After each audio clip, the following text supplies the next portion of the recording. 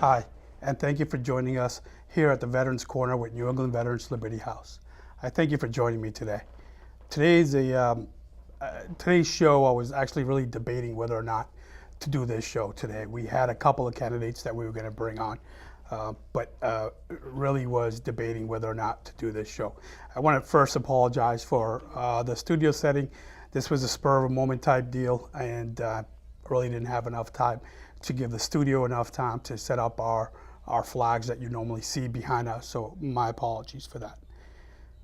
One of the reasons that I decided to do this show today on my own, it's that I'm going to put myself out there in hopes that I could touch a brother or sister at arms that are probably going through the same thing that I've been going through. I keep saying to others is the way to get to another veteran is by a veteran.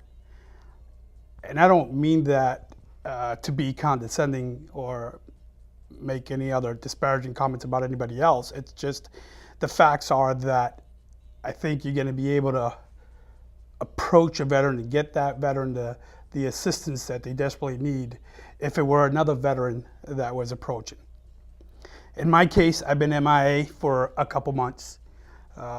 And I'm humbling myself to a point to be here and talk about it, not because I just want the whole world to know my issues, my personal issues, but I think that, I thought about it for a while and I decided to do this today in hopes that, again, I could, if anything, save one life, then that's a life saved.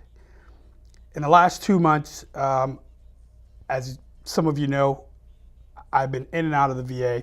I have been seen by the VA. I do suffer from PTSD, anxiety, and hypervigilance. And I think hypervigilance is one of the worst ones that any combat veteran or any veteran returning back from theater that stays with us a little longer. And what I mean by hypervigilance is that once you leave your house, whereas the comfort and the green zone, more so like your secure zone, once you leave that area, once you get on a vehicle or stop putting boots on ground to go to work or wherever you go for your work day, you're automatically, your head is constantly on a swivel.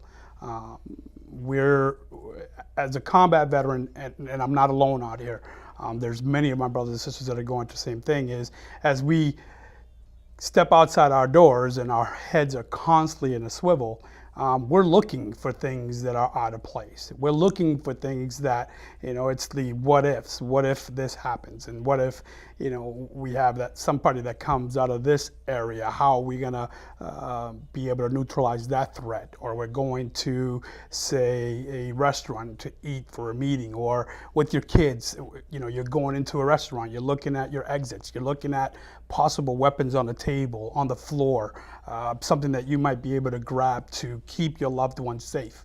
And it goes and it comes and it goes and it comes, and it's different forms for everybody. I've just been fortunate enough, and I haven't, there's so many of my brothers and sisters out there that are so much worse than I am. With that said, as you know, the VA system out here, and I'm not trying to knock or belittle the VA system, but they have a lot of work to do. The first thing they do in a mental state that you go in, and situation dictates, they'll talk to you for a little bit, and the first thing they want to do is, well, try this medication out and see how that works.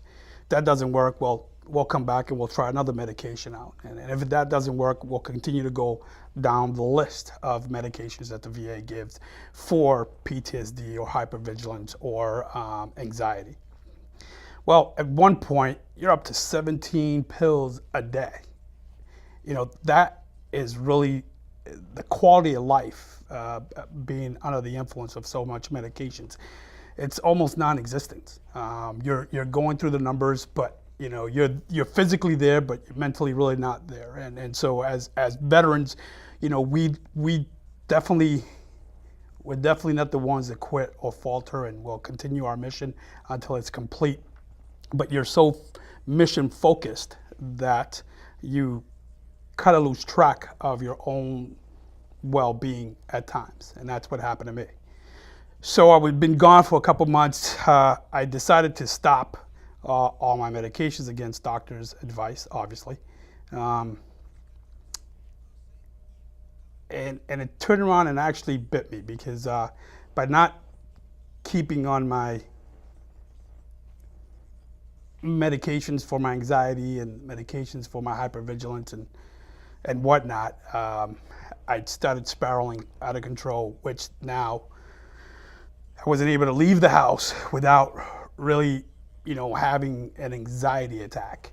I wasn't going often to the office. I wasn't going to meetings. I wasn't going to other events that were for veterans because I wasn't comfortable. I just did not want to be around anybody. I didn't feel safe anywhere I went because of all the horrors and all the horrible things that are happening in the world.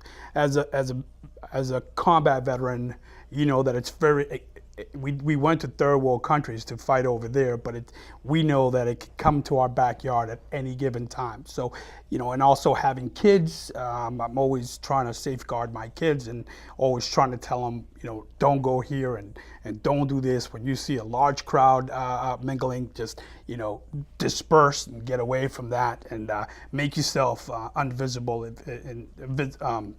invisible, if you can. And that's, again, not a life that I want my kids living. That's just a life in seclusion and a life of always being at a point where you're ready to fight and not giving yourself enough time to relax. And being at a level of readiness at all time, believe me, it's exhausting. So I did that. And unfortunately, I didn't take my meds the way I was supposed to take my meds because I was, quite frankly, just tired of taking medication. I mean, I was taking one medication and I had a side effect for that. And so they give me another medication to kind of react that side effects. And then, so by the time you're done, you're taking, tons of medications in one day. And I just didn't want to deal with it anymore. And I stopped. Well, I paid a price for it. And I'm telling you this because I know there's other veterans out there that are going through the exact same thing I am. And if I could at least tell you what happened to me, I hope that you will think twice before coming off your medication without talking to a doctor or coming off of them slowly and not like what I did. I just stopped them all in one shot because I was just tired of taking them. Whatever you do, don't do that. If you know a veteran out there or you're a veteran yourself that is watching this, I'm telling you that is not the best route to take. It's only going to get worse if you do so, and it's only going to make matters that much more difficult for you when you do return back on the meds. So I beg of you, if you're in that state right now where, like me, I was just done, call us. Call us 978-258-2331. I'll be more than happy to go out there and talk to you and walk you through it. I'll take you to the VA. I'll take you if you don't want to go to the VA. We'll find a place for you, but just do not stop all your meds cold turkey at once. It came to a point that I was so hypered that everywhere I went, I was expecting something bad to happen. And it's not because I'm losing my mind. It's because you're geared and you're trained for so long to be vigilant, to be able to identify things that the average person can't identify. And so that's the state that I was at. It got to a point that I literally went to the emergency room a couple of times thinking I actually was having a heart attack, and it wasn't a heart attack, it was just an anxiety attack. I'm not happy that it happened. And, a lot of people just said to me, do you really want to do this show? I was like, you're putting all your stuff out there, and I really don't care right now because living at a state of hypervigilance and having the issues that we suffer every day, it's just getting exhausting. It's really getting exhausting, and I don't want to continue the little life that I have left under those conditions. We're here on borrowed time, and my kids, obviously, my daughter still needs me, and I think that's one of main factors for me to continue to fight and continue to get better. It's, if nothing else, my life doesn't belong to me, it belongs to her. And she needs me just as much as I need her, and I think she gives me strength every day. She's a champion in my life, and I want to do what's right for her. And if you don't have that special person in your life, then do it for yourself. Because I know it's got to be exhausting every day, walking around and thinking of the what if, what's coming behind me, what's coming to the left of me, what's coming to the right of me, what's in front of me. You're looking out, 50 yards in front of you to be able to identify any threats. It's not the quality of life living like that. Well, let me just rephrase it. There's no quality of life. That your life is always at a state of readiness, and you might be able to, because of your readiness, you might be able to misinterpret something out there and react on an issue that doesn't really require acting. You know what I mean? But because of your hypervigilant state or your PTSD or your anxiety, you want to go ahead and try to neutralize whatever threat might be in front of you or behind you. So there's a lot of options right now. I got back on my meds 3 weeks ago, and I could see myself now balancing out again. And it's not that I'm not capable of carrying out my duties. It's not that. I think I'm better fit to carry out my duties on a daily basis when I'm at least having those meds by my side. And I've come to grips that's the rest of my life. My life is going to be surrounded by that type of medication in order to balance myself out and be able to live some type of normality. Because what's normal? We don't know what normal is in this country really, but at least try to live some type of normality. So I will continue to do that. Another thing that I'm doing now, which I stopped doing again, and if you have someone that you could talk to on a weekly basis, man, I'm telling you, get out there and talk to that person. Because when I went back to therapy, and I'm going back and I'm seeing 2 therapists now a week, and just to sit down and be able to just get all that off of your chest and leave it there, or try to leave it there. It played a real pivotal part in my life right now to get where I'm at here. 3 weeks ago, I wouldn't be able to sit here again because, again, my anxiety level was so high and my hypervigilance was so high that I wouldn't be able to stay in this studio for probably more than 10 minutes without having to leave and do it all over again. So go out there, man. The vet center, the Lowell Vet Center is there at your disposal. You have a clinic in the Haverhill. You have also the Bedford VA is there. And if you're not having any luck with any of those, there are other nonprofit agencies within the Merrimack Valley that would gladly take you as a client.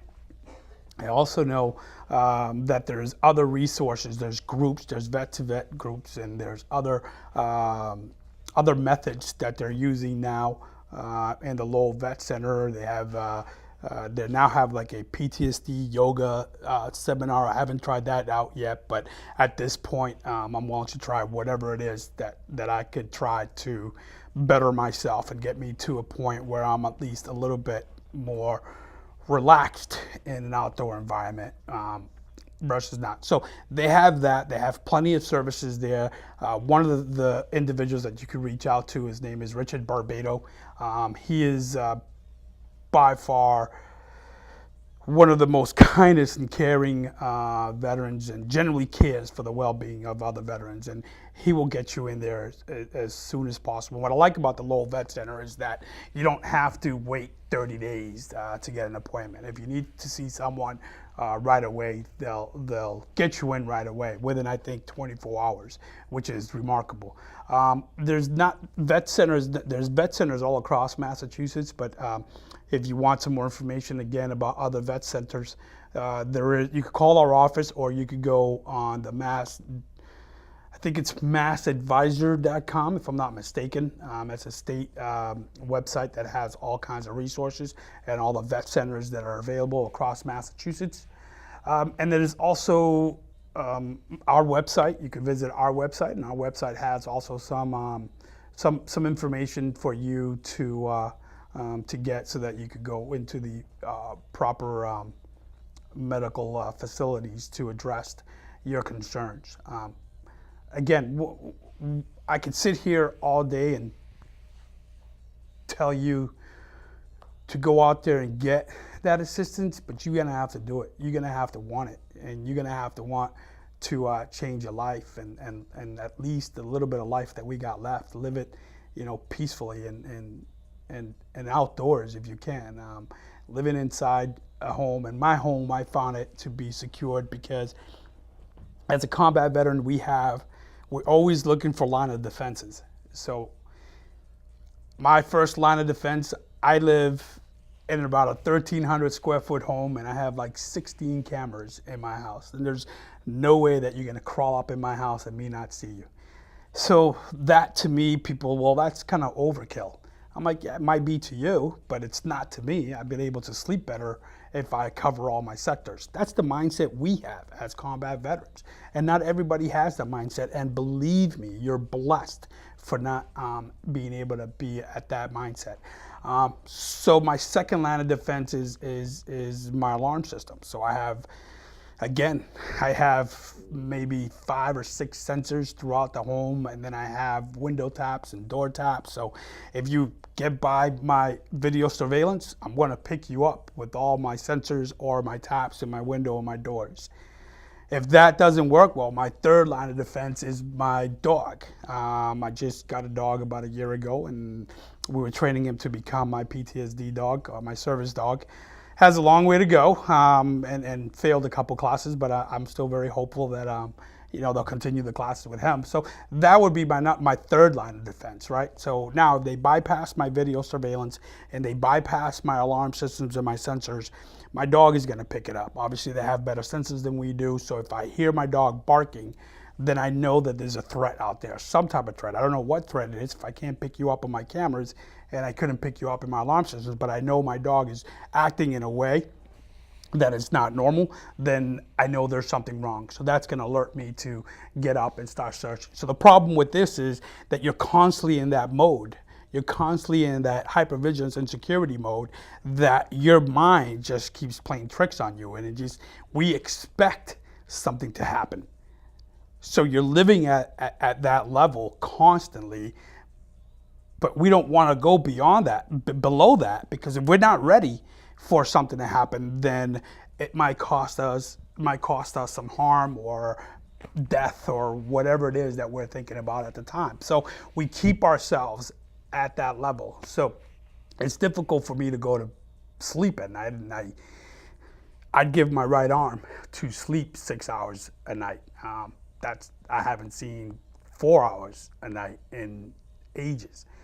So it's incremental, and I think that's one of the main reasons why sometimes I'm not at the office early in the morning, because I just can't sleep during the night. And I do take, again, medication to help me fall asleep. But what happens is that if you're not fixing the underlying problem of the hypervigilance, why am I so hypervigilant? What's going in my mindset that I'm always at this level? So if you're not addressing the hypervigilance, and you could give me 100 sleeping pills, and I take those 100 sleeping pills, well, I'm still gonna fight that sleep, because I don't wanna fall asleep and miss out on something, or miss out on seeing somebody coming towards me. So it's that balance effect that you're having. I wanna sleep, but my hypervigilance doesn't let me sleep, because if I do sleep, then something might happen and I won't be able to react to it. And so that's what combat veterans fight every night. When you talk to a combat veteran, that veteran says, I only had 4 hours of sleep, most likely, and I'll guarantee you, that veteran hasn't slept because he's expecting something to happen. And if he's expecting something to happen, he's gonna be ready for it. And so it's tough. It's really tough. So now it's finding out a balance between sanity and sanity, and the real and not real. And so I think one of the ways you could fix that is, go back to a therapist that you really trust or believe in, and try every method out there. Don't give up. And I think that's what I did. I think I just gave up because I tried everything out there in the book, and I kept myself preoccupied with helping others so much that I forgot to keep helping myself in the process. And I crashed, and I crashed pretty bad. I didn't want to communicate with no one. I didn't want to go out. I didn't want to, I just wanted to be secured. And one of the things that made me secured was my home. My home was, I consider my home to be the green zone. And there's nothing that could happen, or there's no one that's going to be able to attack me in my home without me seeing it. So going back to therapy is obviously a good thing. If you don't want to do that, man, you could call the crisis hotline number. Then that's 24 hours a day, 7 days a week. And if you don't want to do that, now they have a texting form that you could text as well, and someone will respond. And if you don't want to talk to someone, that's fine. But at least get out there and text someone, talk to someone. I have to thank two people really right now that knew there was something going on with me, but I think out of being cautious, they didn't want to cross that line with me, but they did. My dear friend Laura Alifantes and Donna Macklin Rivera, they sensed something was going on, and I gotta love Laura and Donna for it, because just out of the blue, they showed up to my house. And I'm a very private person. I don't really just invite everybody to my home, but she came to the house, knocked at my door, and looked at me like, okay, what's going on? Of course, she didn't push it, which was, I respected her even more for that.